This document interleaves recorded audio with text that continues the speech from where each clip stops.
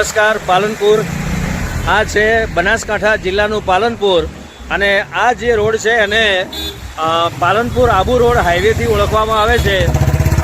પાલનપુરમાં આ રોડ ઉપર હમણે સેફટીની જાળી નાખવામાં આવી, પરંતુ અહીં જુઓ કે અહીં જે સાઇન બોર્ડ માર્યું છે એ સાઇન બોર્ડ એવું લખેલું છે મેન એટ વર્ક।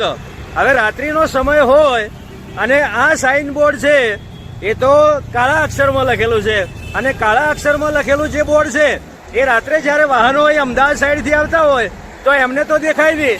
ખરેખર આ જે સાઇન બોર્ડ છે એ પીળા પટ્ટાથી લગાવવું જોઈએ અને રિફ્લેક્ટર જે રાત્રે છે ને એ રાત્રે દેખાવું જોઈએ, તો જે ટુ વ્હીલરવાળા હોય એ ટુ વ્હીલરવાળા અહીં અથડાય નહીં। હમણાં જ આ જાળી 15 દિવસ પહેલાં આ નાખવામાં આવી હતી અને અડધી તો તૂટી ગઈ છે।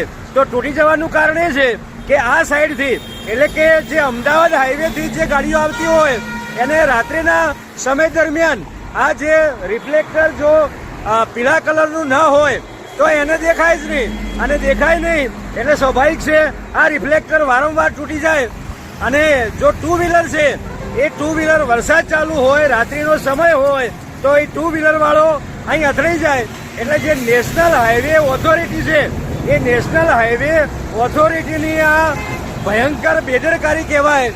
સામેની સાઈડ શાળા આવેલી છે શ્રી કે ગોઠી હાઈસ્કૂલ, એટલે નોર્મલ દિવસોની અંદર અહીં શાળા ચાલુ હોય અને એના કારણે બાળકોની પણ અવર જવર રહેતી હોય છે, વાલીઓની પણ અવર જવર રહેતી હોય છે।